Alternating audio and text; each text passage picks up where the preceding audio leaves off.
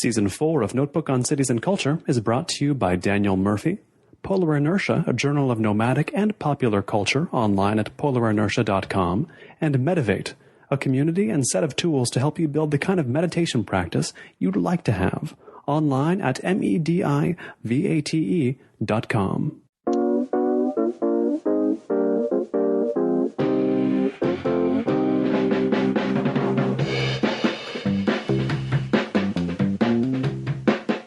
Anybody who wants to go to Copenhagen, they'll do a little research and they'll find out there's this place inside Copenhagen, in the city, called Christiania. And it's, an American reads about it and thinks what's this? It's a separate alternative society, a free society, a hippie society, if you will, with its own rules. You know, they'll think of Burning Man, the festival that goes on in the Nevada desert every year, but that's only a week.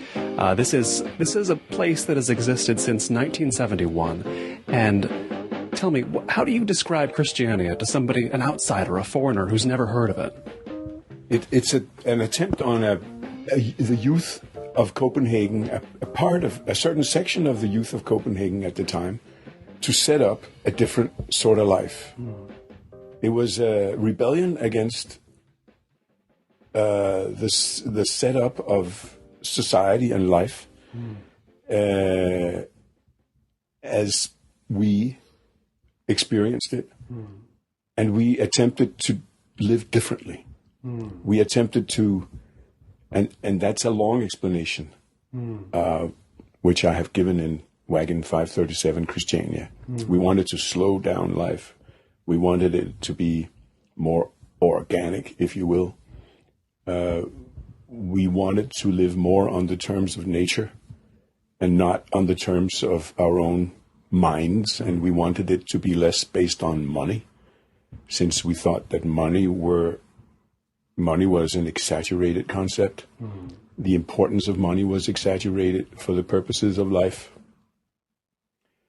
We wanted a different political structure. We wanted democracy, as opposed to what happens in the rest of the city and the rest of the country.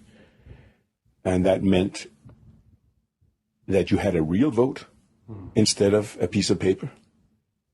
You had something to say, and I mean that literally. You could open your mouth and you could speak. Christiania was first and foremost an attempt of the youth movement, or a part of the youth movement at the time, to set up, to try to live differently. And of course that meant breaking the rules. It meant breaking the laws to some extent. It was necessary because the laws were in our way. You want to live differently? You don't take it so seriously, perhaps, paying the taxes that the state demands. You'd rather pay to our own communal box, we had our own internal. It wasn't a tax system, you couldn't call it that, but we had the coffer, and it was a communal kind of life. So of course we wanted to pay to that. It wasn't like we were frivolous and just refused to pay out of our surplus. Quite the contrary. We wanted to be,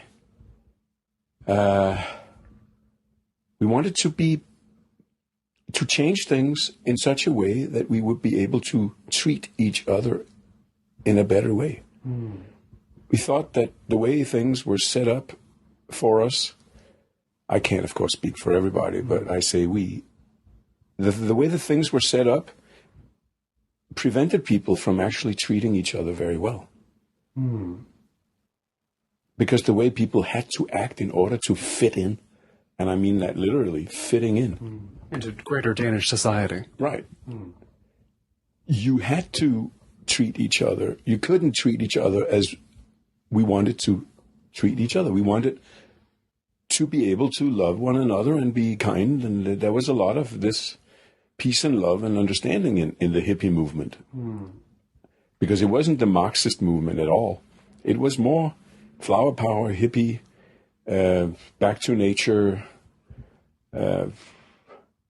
alternative than it was a politically structured ideology. It wasn't that at all. It was personal responsibility for your own life, taking it if you weren't allowed to take it, then taking it anyway. And it was allowing your neighbor to do the same. It was that sort of freedom. And we did not think that we had that freedom in the society we grew up. And when suddenly the Danish Ministry of Defense and the state left this military garrison, abandoned it, the squatters and the hippies got wind of that. Well, the first thing that was announced was this was a perfect place to set up an alternative society. Because it was big. There were a lot of houses. It was completely ready to be moved into. There were big trees. There was water.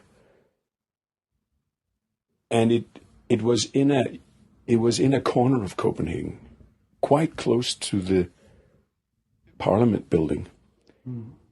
But at the same time, in a direction from the Parliament where there was just that garrison, really. So close and far away at the same time. You could walk to the Parliament in 20 minutes, but you really felt like in a different world when you were in Christiania, in the old military garrison.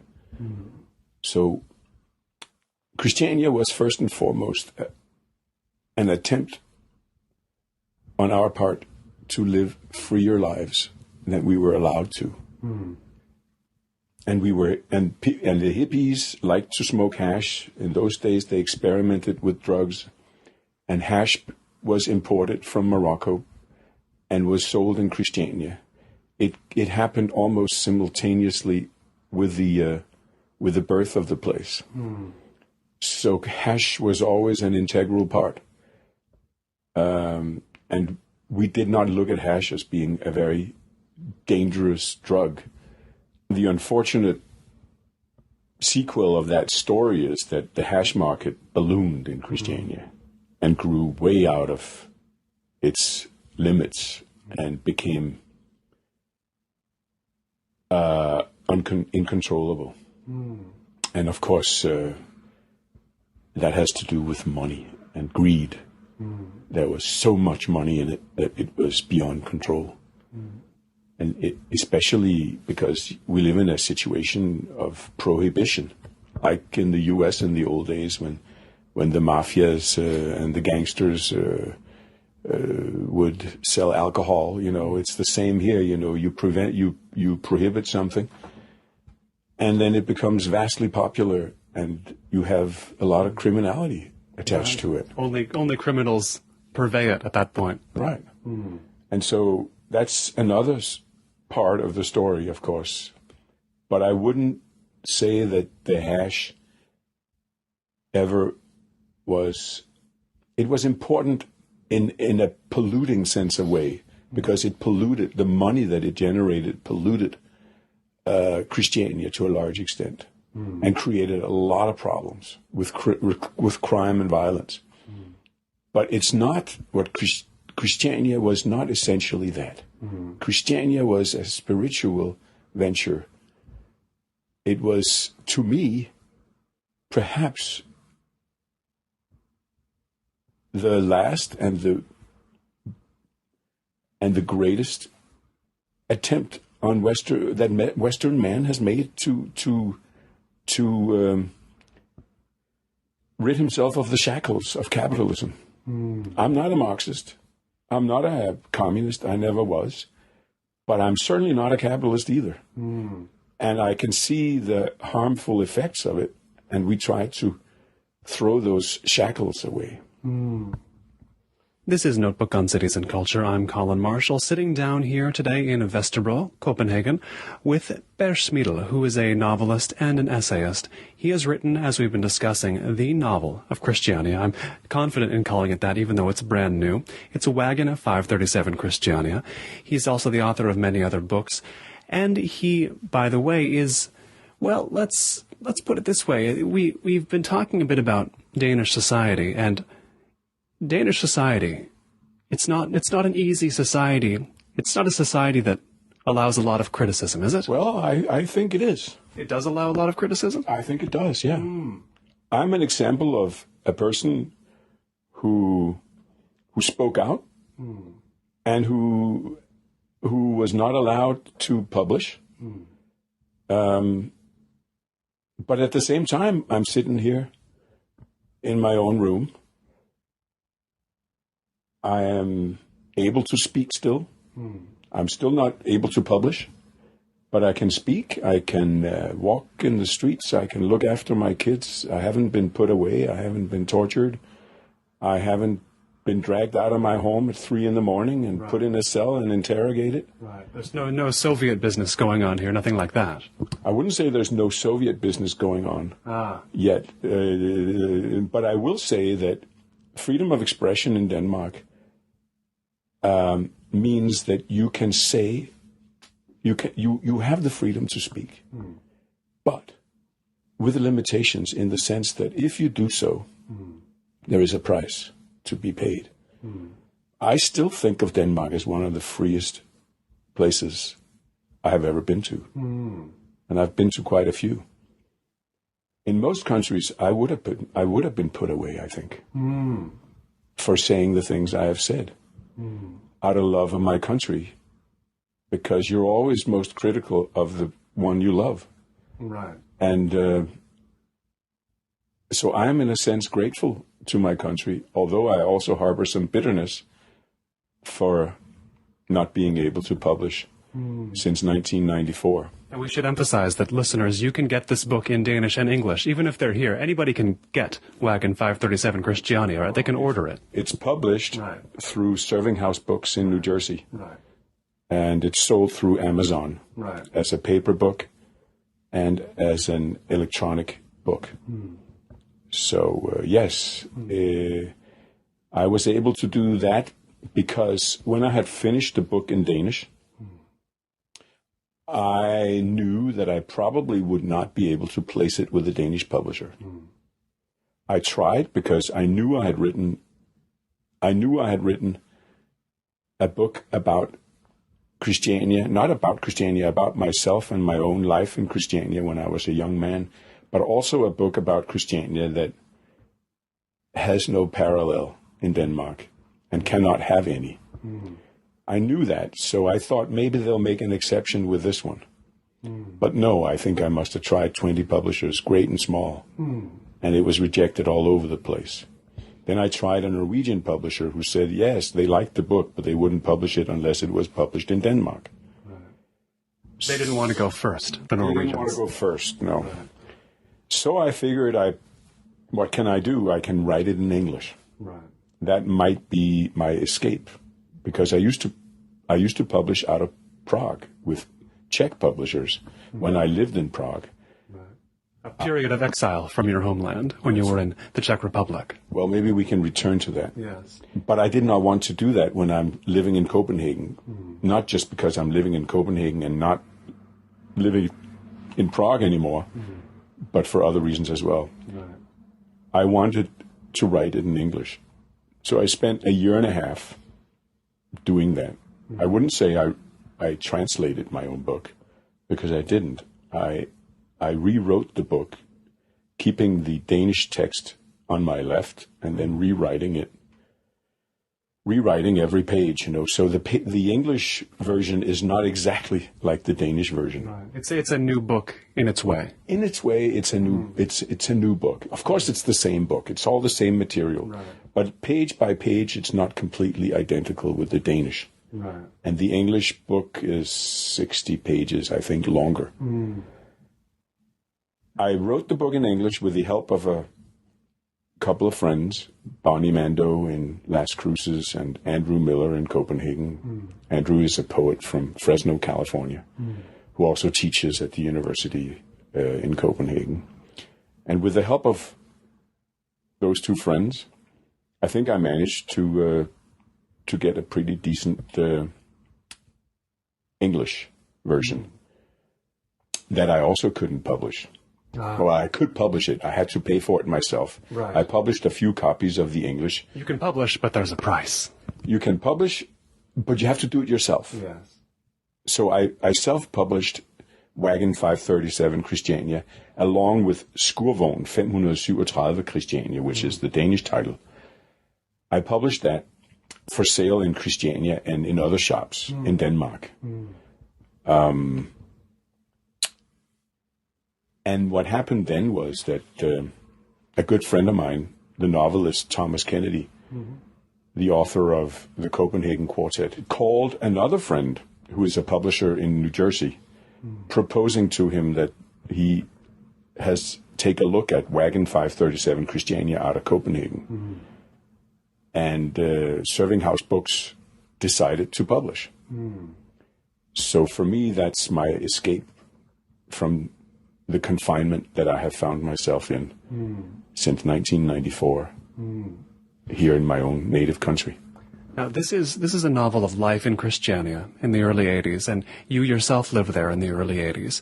And I want to get a sense of early 80s, yeah. I want to get a sense of what drives somebody to Christiania. The character in this book is driven for certain reasons. You're driven for certain reasons. And I think in America, we think of Denmark, we think of Scandinavia, we think of the Scandinavian societies as, oh, they're even freer over there because they're better taken care of, or they understand each other better. We have some true thoughts and some delusions about Scandinavian societies. This is a society within a Scandinavian society. Is everybody who goes to Christiania somehow dissatisfied with the society around them? They need to leave Danish society for this alternative within it? I can only speak of the time when I left my co-op apartment in Eastern Gate section of Copenhagen to live in my wagon. In those days, in the Wagon village, we were all refugees from, if not this, then that. That's what we had in common, that we had all run away from something. And I think we shared that we had run away from consumerist society of total control. Controlled by the market and by the states. We had run away from that because we did not find that we could breathe in circumstances like that. I should add, in America, we also think of Scandinavia as less capitalistic. That's perhaps not true, our perception. Well, it depends on what you mean by capitalistic. Right.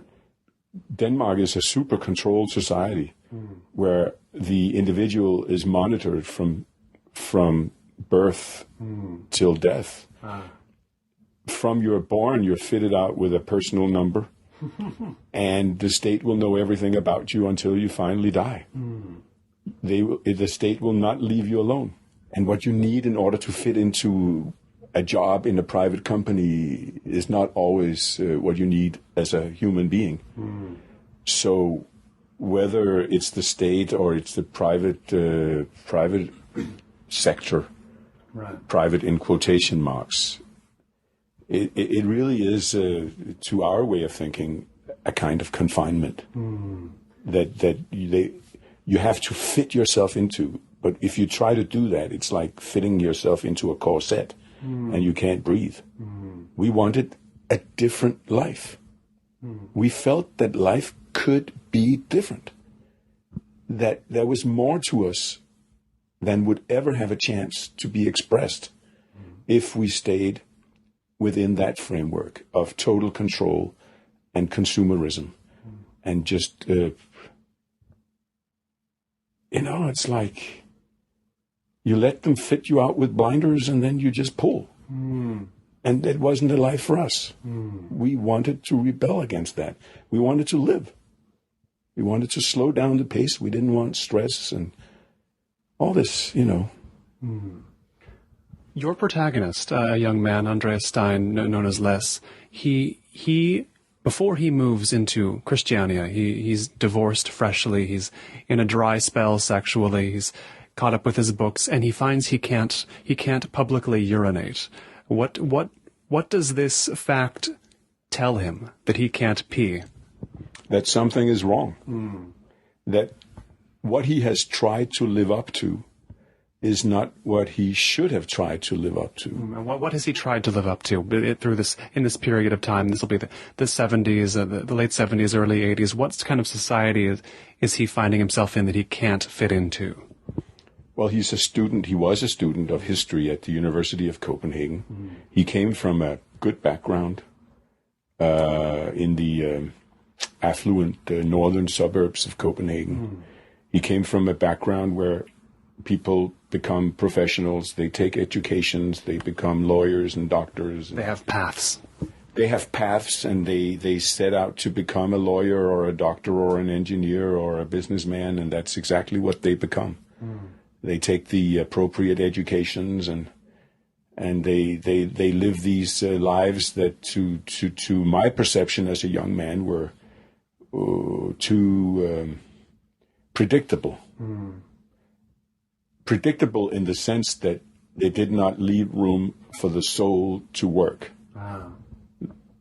That human beings have also a soul, like we have a fingerprint, we have our own life. And their individual needs. And individual needs. Mm.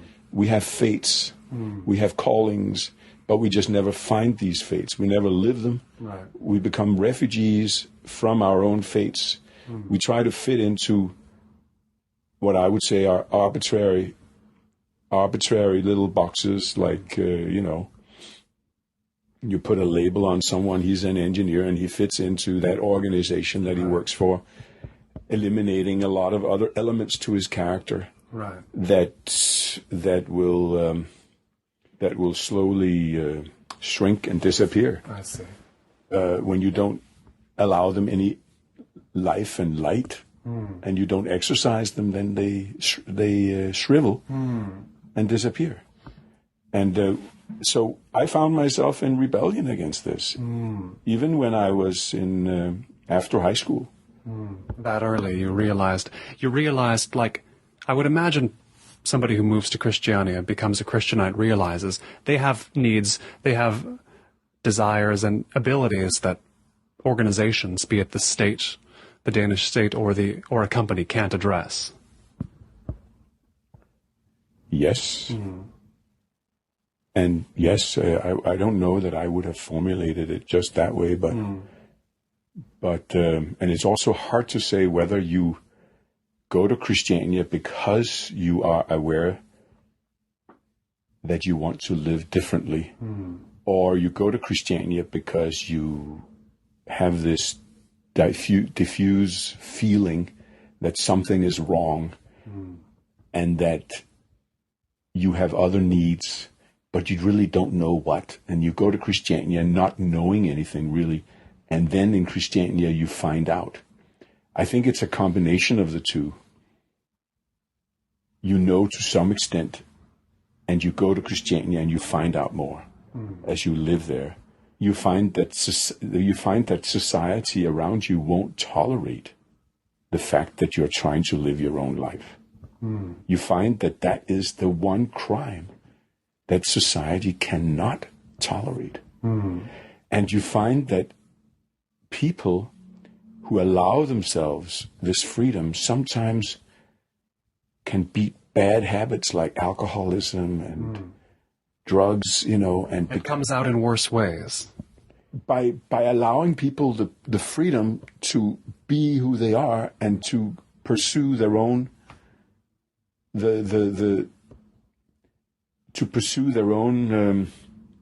directions and that their character demands, instead of just clamping down on them some prefabricated ideas of what you must do. You find that people, when you give them this freedom, you find that sometimes they blossom. They kick a bad habit. They came in as alcoholics and they kick the habit, or, they get out of drugs. Of course, sometimes they die. Right. When you give them this freedom. They collapse completely and they drown.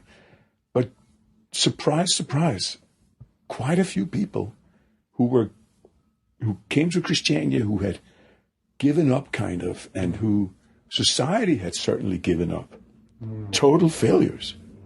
You would see them suddenly not suddenly, but gradually breathe again and start to grow. And a few years down the line, they were contributing to their little local society in great ways. They could, they survived.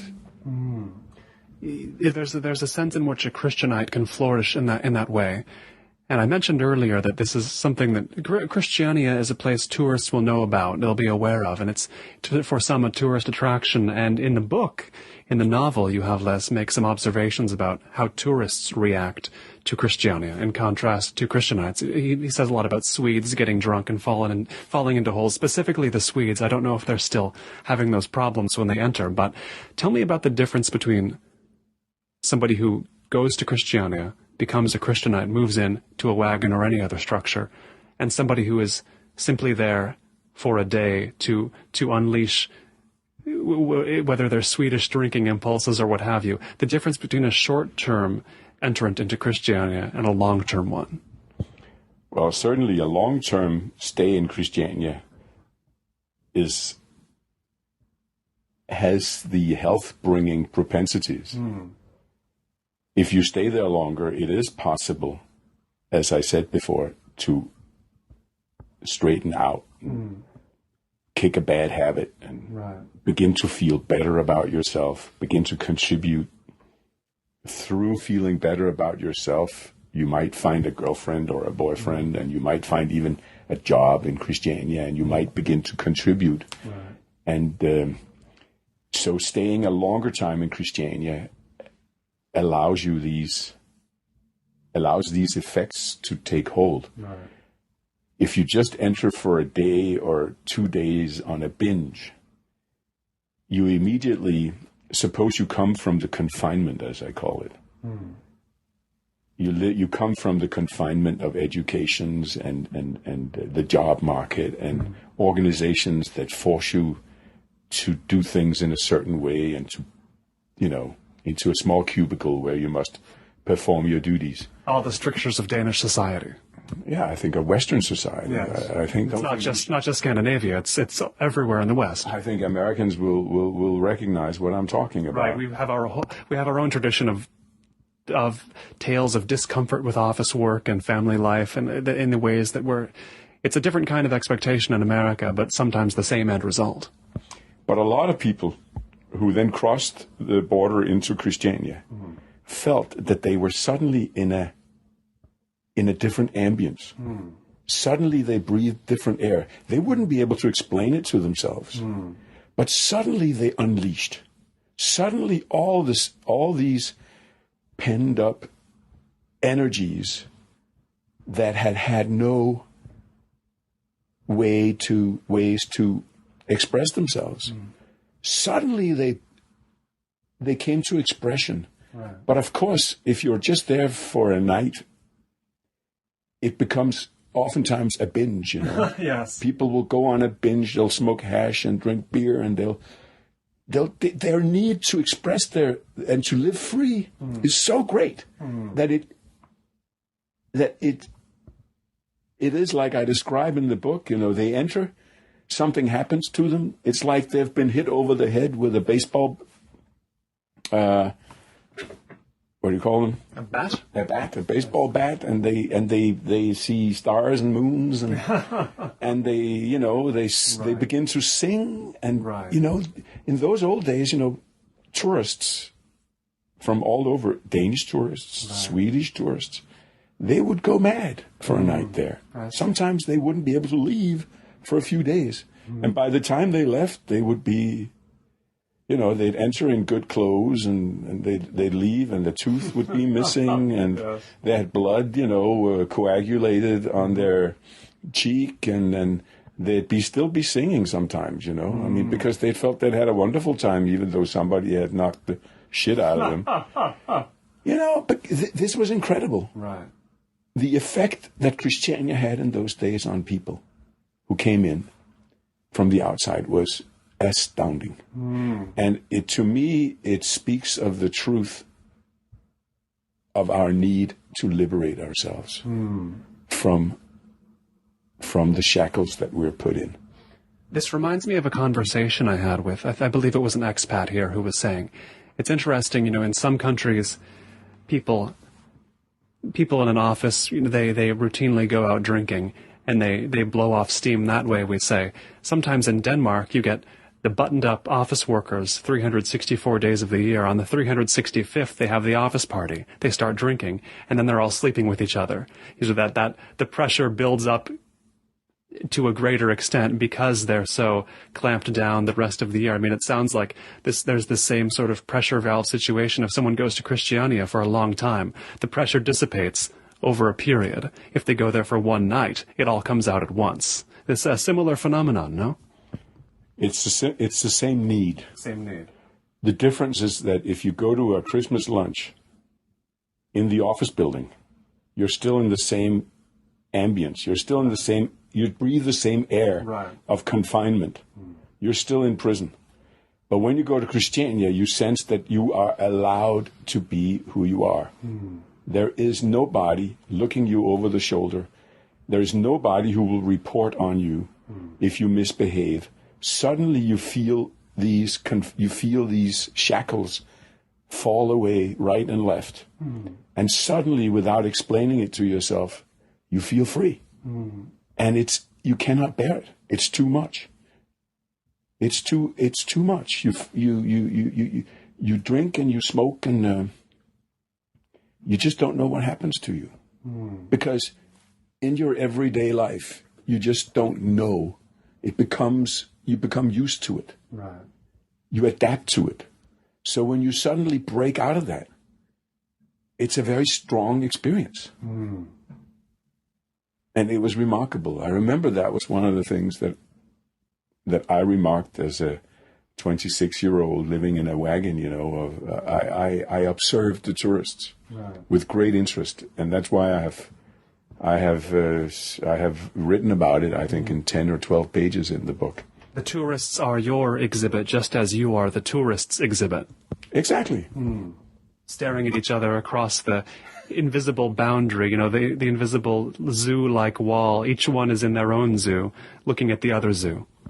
Very well put. Very well put.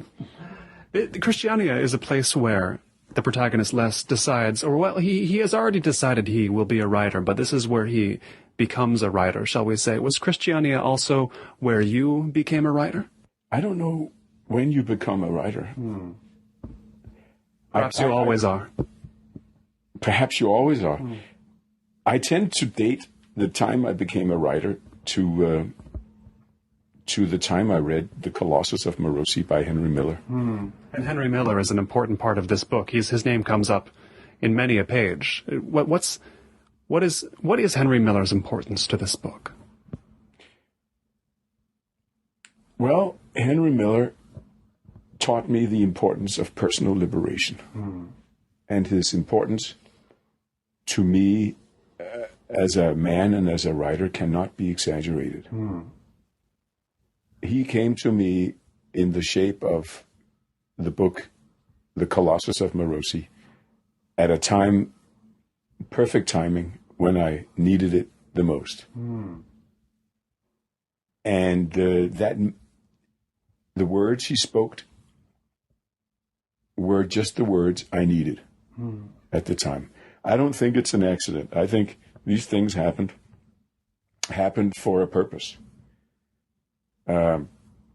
I was down and out. My wife had left me. I was in a black hole. I had lost all interest in my studies at the university. I just did not know at all what to do with myself in the world.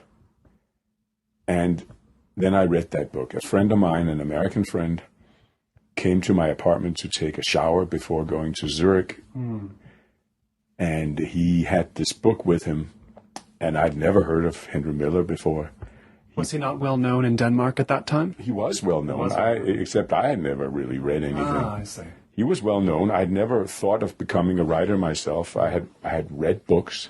I'd read a few of Jack Kerouac's books. I had read in the Richard Brautigan books, in Watermelon Sugar. I don't remember what I had read, but I had read books, but at random, and it never occurred to me to write books myself.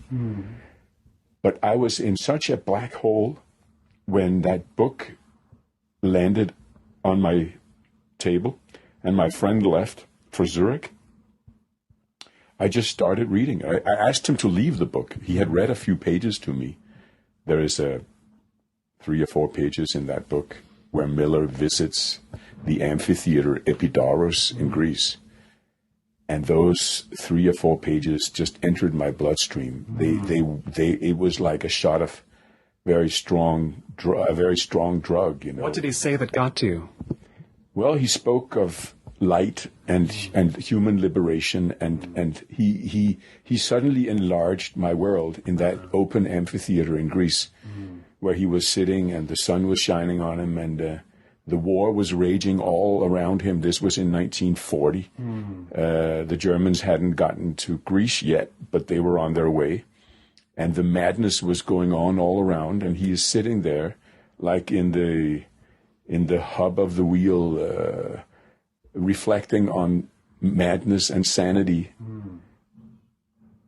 And that struck me at the time as a young man in such a way that I decided that if it was possible for one man, Henry Miller, through time and space, to communicate that sort of sentiment and that kind of liberation to someone like me, sitting in my little apartment, what he had done for me was worth doing. And that was exactly what I had been despairing about. I could not find something that I thought was worth doing. No pursuit that seemed to be worth the time. I'd come to a full stop. I had thought that I would study history to become, I'd been an exchange student in California. I had thought I would become the Danish reporter on American affairs in Washington. I'd lost all interest in that. I couldn't see the meaning of things. But what Henry Miller did to me struck me as having profound meaning. And the thought that followed at the heels of the first thought was, if you can do the same, your life will have had meaning too. If you can do the same. Right. So for the first time, at that moment, alone in my apartment, after my friend had left, I was hit by the thought that it had meaning to communicate in this way. And I thought, could you do that? Could you render other people that same service? Could you do what he did for you? Right. As Les says in the book, Henry Miller did this for me. Now it's payback time has come. Right. How am I going to pay it back? I'm going to write something myself, right? Yes, I'm going to communicate my own life the best I can. Leaving it out there for people to make use of, whatever use of that they can. But that's what I'm going to live for. And I have striven to do that since that time. For 10 years, from I was 26, 9 years, until I published my first book called Upon My Heart, We Are Alive. It's in Danish. It's my translation. I published my first novel in 1989, and for 9 years, I rambled from Christiania to Paris, to California, back to Europe, back to my parents' house. When I lived in my parents' house, I kept writing, and I couldn't publish because I guess my writing was clumsy and I didn't know how to do it. But I kept on, and I kept on. For 9 years, I think I must have published 1 or 2 articles in newspapers. My first published article was in the Danish newspaper Berlingske Tidende about Henry Miller. What about him? I can't remember. But it was about Henry Miller. Yeah. I can find the article if you ask me. I can look it up in my own archives. Right.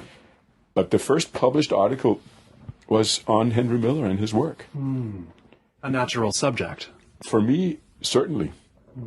I read all his books. After having read The Colossus of Morosi, I went into the Danish used bookshops and came out with bags of Henry Miller books, and I would read them all, and some of them I reread, and I have reread Henry Miller basically since then. You know, every once in a while I'll get out the Colossus. Every 5 or 6 or 10 years, I'll get out the Colossus and I'll read it with the same pleasure, more or less, that I used to. And so I wrote for 9 years without much to show for it. Right. In the Wagon in Paris and California and back in Denmark. And I kept writing, and then I managed to publish my first novel in 1989 when I was 35. And it wasn't a great success. So when I showed up with a collection of short stories about a year later, the publisher wouldn't publish the short stories. So I sat down to writing another novel about my exploits in California and Paris, the title of which is Chop Suey. I spent a little less than 3 years writing Chop Suey, which is a love story and a story of liberation about what happened to me after I left Christiania for Paris. I spent a little less than 3 years writing that book, and during these 3 years I didn't report much to the tax system. I had no contact with the Danish state. You were not taking nor giving. I was not taking any money. I wasn't giving any money either. I was living around. I was writing partly in the back of a friend's apartment here on Vesterbro. I was writing partly in a summer house on the coast. I was writing. I rented a room for a few months also, but I couldn't afford it, so I had to leave it. And so I was writing the book here and there and living basically from hand to mouth and not giving the state any thought. Right. What have I to do with the state, basically? I'm a man alive. I don't need help yet. Right. But then the state apparently thought more about me than I did of it. So you became well known on the back of this book, Chop Suey, right? Right. It was a bestseller. I mean, what resonated so well with the public about Chop Suey? Well, I think it's because it's as I said, it's a love story and it's a story of liberation. Right. It is. It spoke to their need, their secret need for liberation. I hope that most of my books do that. But right. Chop Suey is full of light and color and extraordinary circumstance. So it became a bestseller, and it was on the Danish best-selling lists for many weeks. By the time it was published, this was in 1994, I had, because of my problems with the tax system, that they kept interrogating me and they wanted money from me, and I had decided to leave the country in 1993. I had handed in the manuscript to the publisher. It wasn't published yet, but I had left. I had rented a room in a small town outside of Prague, where my father came from. My father was a Czechoslovak citizen who was a refugee from communists in 1949. So I had basically returned to my father's native land and rented a room in a villa 30 kilometers out of Prague in a place called Christiania. And there the first thing I did was to write a small essay called Victim of Welfare, an essay on state and individual in Denmark, where I reflect on the problem that I had had with the tax system. So I tell what the problem was, and most of the book I reflect on that problem. What does it mean that the tax system will call you in and interrogate you? What does it mean that they'll tax people even if they don't make any money? Right. What does that mean for democracy and freedom? To me, it was a great lie, is what it meant. And I put that in words. And one of the trips I made to my publisher in Denmark to get the cash money that I had earned my royalties from the best-selling novel after it was published in 1994, when I made a trip to Denmark, I showed him the manuscript of victim of welfare. He was selling Chop Sueys as hotcakes at the time, but he wouldn't touch victim of welfare with a 10-foot pole. Too dangerous to publish that. Well, he didn't say that. We sat in his office, and he was very friendly to me, of course. I mean, any publisher will be very friendly to a guy who's selling lots of books. Yes. So he was very friendly to me, and in a very friendly way, he explained to me that he thought it was his business to build me up. We were doing a good job right now. He would love to publish another novel by me, but he could not publish that essay. There was no money in it, he explained it. He said to me, there was no money in it. And if I would take a personal advice, I should sleep on it. If he were he would sleep on it. But he did not mind if I tried to find another publisher somewhere else. So that's what I did. I gave it to a Copenhagen publisher called Exile.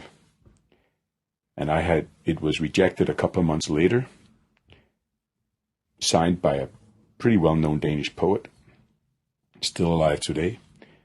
And years later, I heard from the best-known Danish philosopher, Willy Sørensen, who is now dead, that he was the consultant on that manuscript, and they had rejected it in spite of his recommendations. He wanted them to publish it, but they didn't do it. Exactly. He wrote that to me in a letter when I was exiled in Prague, saying that he tried to make them publish it, but they wouldn't listen.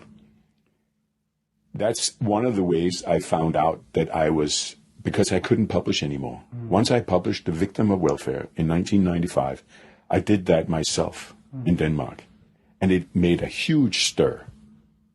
It wound up in Parliament, and the Minister of Taxation had to answer to this book publicly in a newspaper. Oh, my. And I'm sure he did not enjoy that one bit. After these waves died down, I was finished. Wow. I couldn't publish anymore. The publisher who had published Chop Suey backed out of our new contract for the new novel, even though I had already received an advance. He backed out, and I couldn't find anybody else to publish this novel called Mathias Kraft. For a year, I couldn't find another. Then I found a small publisher, also in Denmark, who took the chance on me and who published the book. But that's the end of my publications for almost 10 years in Denmark. That book was published in 1997, and for 9 years, I published out of Prague. Nobody in Denmark would touch me. The papers wouldn't, the newspapers that had before published articles did not. The publishers were completely closed. So I would say from 1995 until 2000, I was out. When you published Victim of Welfare yourself, did you think that this could be a possible consequence of doing that? No. No. I've been asked many, many times if I would have acted differently if I had known the consequences. And I have never been able to answer that question. Right. How do you answer it?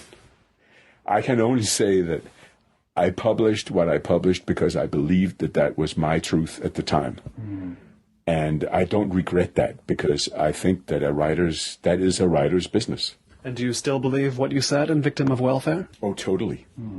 I think it's basic.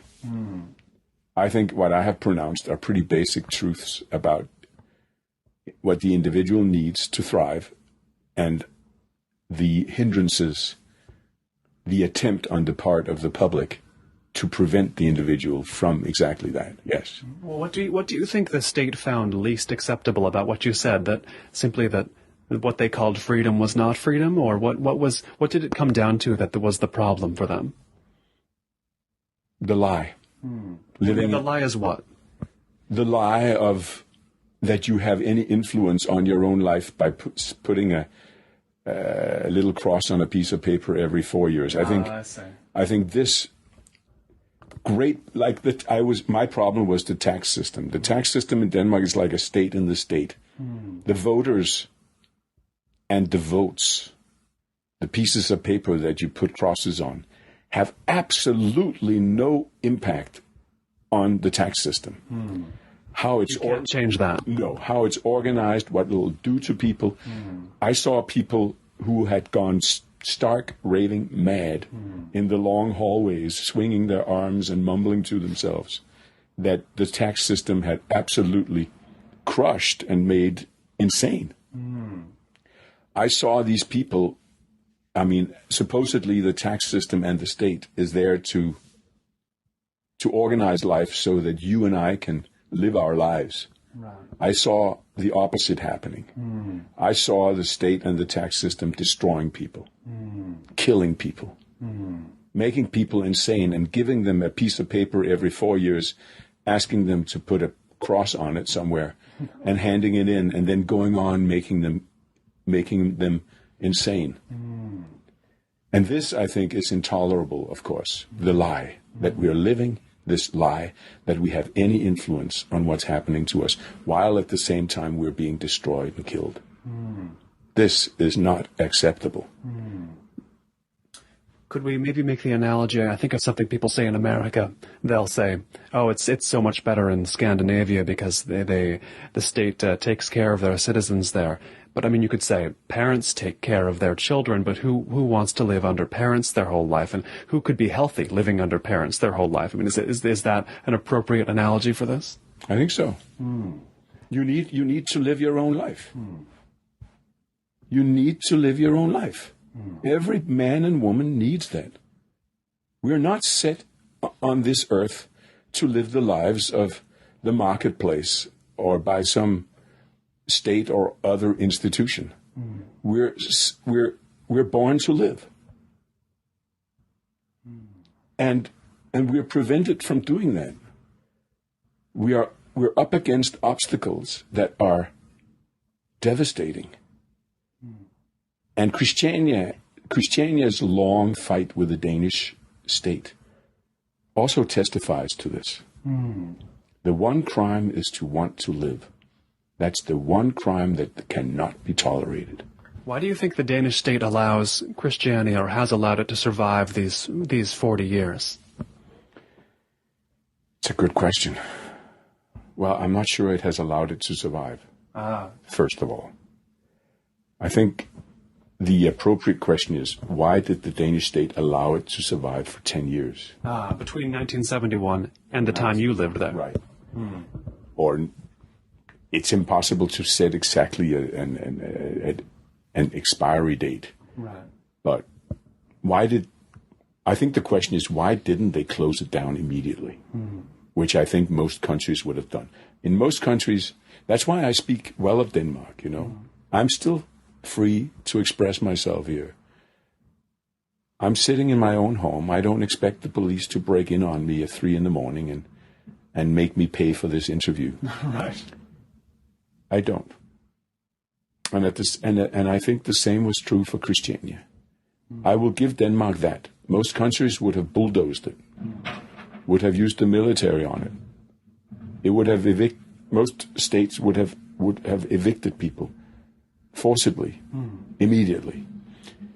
At the time, Christiania lucked out because it was in between. There had been an election, and it was in between governments.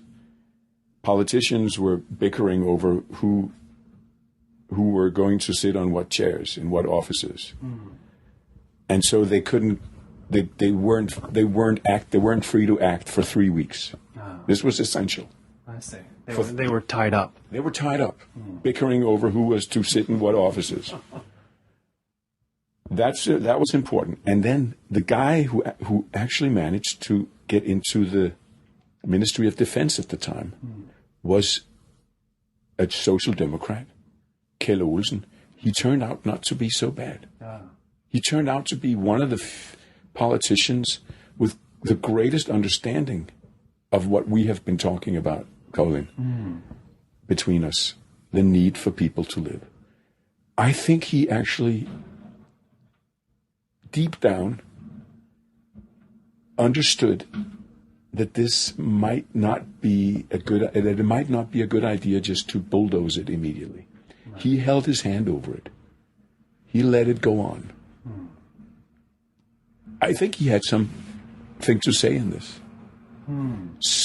But then who was he? How can a minister like he get into that department? Good question. Because Denmark, in some ways, is a very tolerant society. So it's hard for me to explain exactly why the Danish state didn't demolish Christiania immediately. But the two reasons I have given, that's the closest I can come, because there was a lot of animosity in the population, and politicians weren't all like the Minister of Defense, right, or the Secretary of Defense. Most of the politicians were hollering, close it down, drive them out, they are thieves and scumbags, you know. So that was the great choir. So, but why it didn't happen? It testifies to, I think it testifies to Denmark's tolerance, right, and freedom of expression. When it comes down to it, we have more freedom of expression than in most countries. Does the existence of Christiania as it is today still testify to that, or, as you say, has it outlived its era when it really meant something? Yes and no. It has outlived, and it has gotten older. It has gotten settled in its ways. Christiania is not. If you just look at it, if you hold the magnifying glass to Christiania and look at it through that, then it has changed. It is not what it used to be. But at the same time, it still is the image of what it used to be. It still represents that rebellion and those ideas. It still represents the need to live differently. Not that people out there live so differently anymore, but the entire place, its very existence, still represents that it matters how you live. It matters if you can live your own life. Christiania still testifies to that, even if Christiania isn't what it used to be. It's still an icon of that individualism. Yes. Although I don't call it individualism. Christiania is very communal. Right. It really is. It is really this, that you have the responsibility for yourself, but you don't separate that responsibility from the responsibility you have towards your neighbor. Can we call it a commune? You can. It is kind of a commune. You don't eat together necessarily in all the communes, but you must report. It is a small commune, yeah, and everybody knows each other. It's like a village. Everybody knows everybody. So I don't want to call it individualism, because then we confuse it with the so-called individualism of Danish society in general, which isn't very individual at all. Your time in Christiania, your time in California, your time in Prague, I mean, these periods spent outside Danish society, shall we say, I mean, did they have anything in common? Were they all completely different? Did they all teach you completely different things? I think as a friend of mine, a woman once said to me that I'm a one-track mind, and I think that since I decided on my calling or career or whatever you want to call it, on my endeavor in life, that has been my direction, and it's always been the same. Writing. Yeah. And it is true for California. It's true for Paris and California and Denmark and Prague. And ever since, I have tried to be true to that decision I made as a young man. These were all settings for writing, ultimately. Settings for you to write in. Right. Everywhere I have been. And I kept pursuing writing up to this day. But that is not the same as to say that I did not learn different things in different places. Naturally, staying 12 years in Prague has influenced me in many ways. the 12 years, I learned the language. I got to know the people in a more intimate way.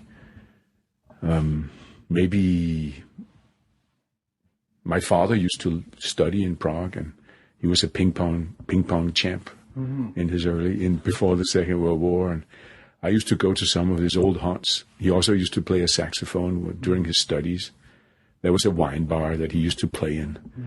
I used to go there too sometimes, and I used to make small pilgrimages to the place he lived in a small street near the central square, Staroměstské náměstí in Prague.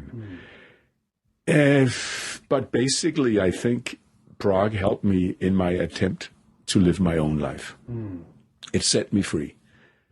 I experienced a great sense of relief, almost like the time I left my co-op apartment in Copenhagen and lived in my wagon. Right. I sensed a huge relief. Suddenly, and that was really sudden, you cross the border into Christiania, you set yourself up in an old wagon, and you feel that a huge load has been taken off your shoulders. I felt the same when I took the train to Prague and left Copenhagen and Denmark behind me. And it stayed with me, that freedom. Because at first, there had been the Velvet Revolution in Czechoslovakia. At first, when I arrived there, things were still very much open and very less under control. Right. I came from a super controlled place to a place where nothing was under control. They didn't even have a tax system. And for 2 years, I lived between countries. That means I checked out of Denmark, but I didn't check into Czechoslovakia. You got to stay in the in-between state. Right, and it was great. For an artist, this was great. That's the place to be. I had only my God to answer to. It was the place to be, between states.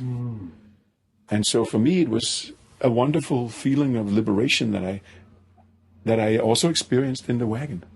I had that back quite a few years later when I was 39, going to Czechoslovakia. And that stayed with me. And it was, of course, a great challenge. You're in a completely new place, and you have to make ends meet, and you have to write your books, and you have to try to publish them even, which was very hard. So yes, the Czechs have helped me in many ways. Finally, having lived all these places, whether it be in between states or Prague or California or Christiania, what does having done that give the experience of living once again in Denmark, ostensibly in the more or less mainstream society of Denmark?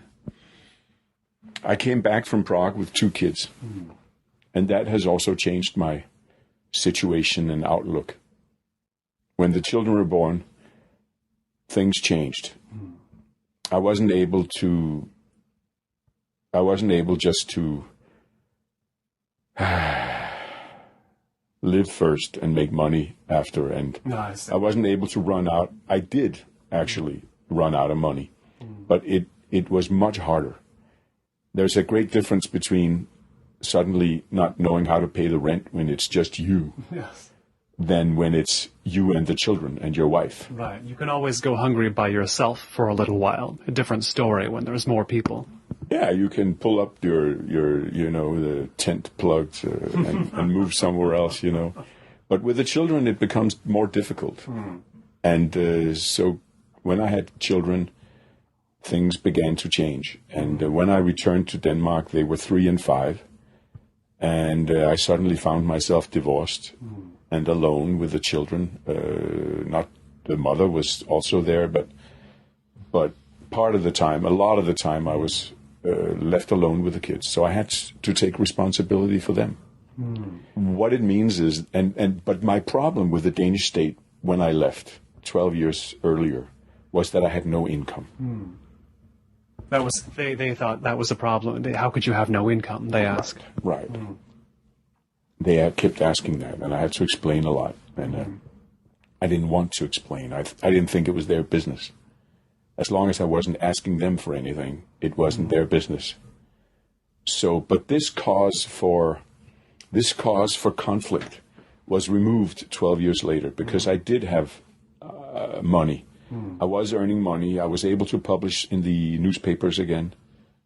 And I was publishing articles in the newspapers. I do get my library money from Denmark. In other words, I was able to make some money when I came back. So this cause for conflict was removed. And the children ensured that I didn't just rely on my writing. In Prague, I had supported my family from my writings alone. Right, a much cheaper city. It was much cheaper, and I wouldn't be skinned alive by the tax system in Prague, which I was.